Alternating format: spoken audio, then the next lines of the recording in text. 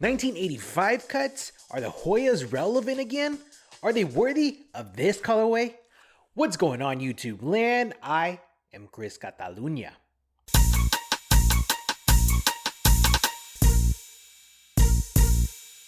Thanks for tuning into the channel, guys. If you haven't checked out my Instagram page, check me out at ChrisCataluna with an underscore at the end. Go ahead and like, subscribe, and hit that notification bell so you'll know when I upload a new video. Fight the algorithm, especially for the fact that 95% of y'all watching these videos aren't subscribed to the channel. I'd appreciate the support. Also, this video would not be possible without the efforts from Kicking It ATX.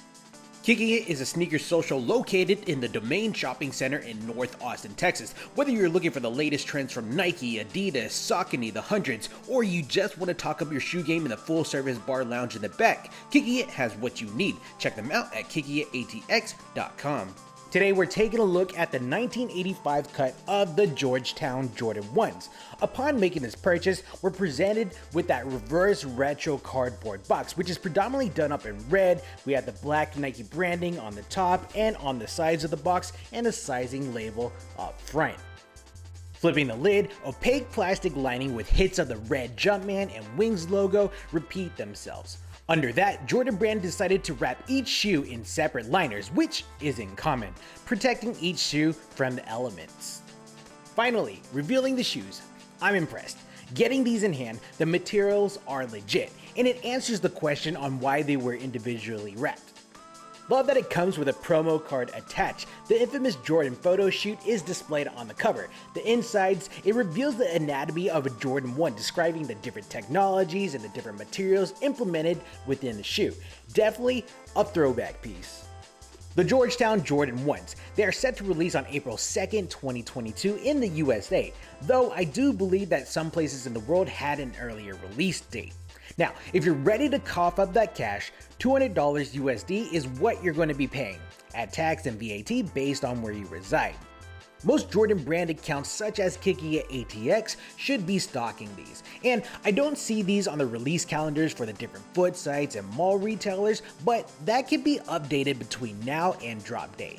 And if you love taking massive L's on sneakers, you can continue that losing streak on April 2nd. Looking at resale via StockX and GOAT, a week from USA's official release date, these are hitting sales numbers between $300 and $400 depending on the size you need, and rightfully so, it's a dope pair. If you're not familiar, this Georgetown colorway is using the 1985 Jordan 1 cut, or diagrams. If you don't know what that means or the differences, there are plenty that I'll probably have to discuss in a different video. Personally, I prefer the 85 cut, as the heel going up on the shoe and then the cutoff collar that we have right here is more of a straight shape rather than conforming to the foot's anatomy like the present day Jordan 1s. The fit of the 85 seems to be fine if you have small or narrow feet, and you should go with true to size, though the question comes into play if you have a wider foot. If you do, your present day Jordan 1 size probably won't be a direct fit in the 85s, and you may need to go up a half size. About the theme, Georgetown University's athletics program is known as the Hoyas. Based in Washington, D.C., they're a privately funded institution. In the past, they were known for their basketball greatness, making 31 appearances at the Big Dance, and producing all-stars such as Allen Iverson, Dikembe Mutombo, and the current men's basketball coach, Patrick Ewing.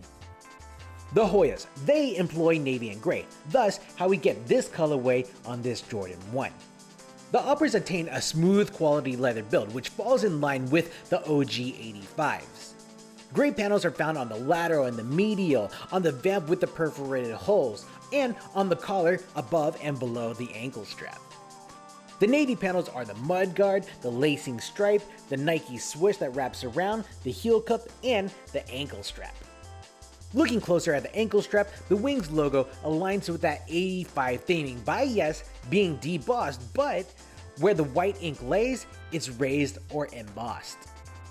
Options. I love having options. Attached to the shoe, we're given two sets of laces that seem to be of a better quality build than what we're accustomed to. I actually think that these are of a cotton build versus the standard poly blend laces that we get nowadays. But the default is a gray flat laced, where the secondary is found in a Ziploc bag attached to the shoe of the same shape.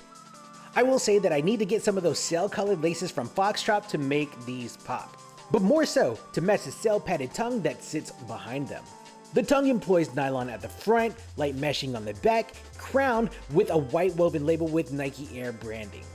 Getting inside, the lining is very well padded and it employs this gray mesh material. Now, back in the day with the OG 85s, you would have these numbers inside the medial portion of the shoe where it would convey the size of the shoe and then some numbers. It says 2021 0808XC. I don't know if it has any meaning now, but the only thing I can figure is that it could be like the production date. It was like produced probably in 2021, August 8th, maybe?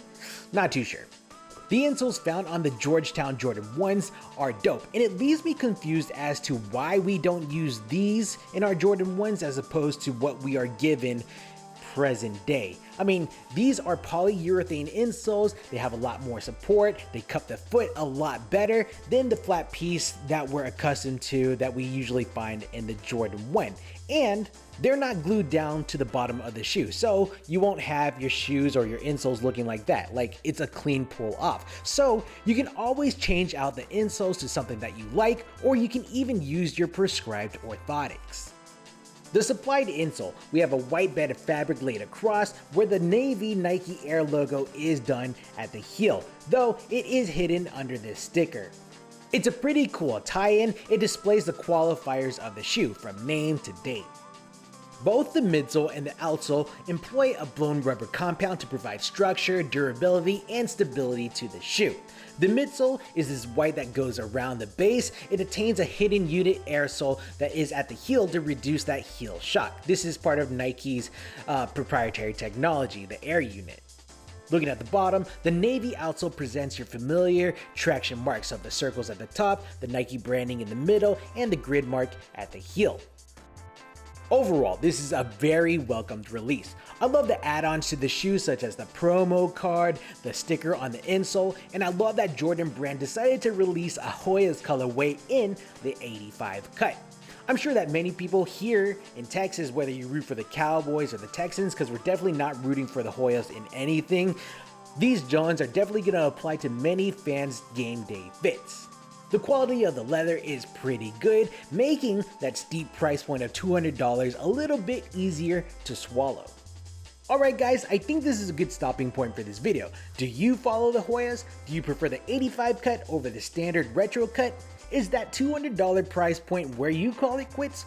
Let me know your thoughts down in the comments below. Go ahead and check out my Instagram at ChrisCataluna with an underscore at the end. Go ahead and like, subscribe, and hit that notification bell so you'll know when I upload a new video. Fight the algorithm. I'd appreciate it. Thanks for kicking it with me. I'm ChrisCataluna, and we will check you next time. Cheers. Sige na.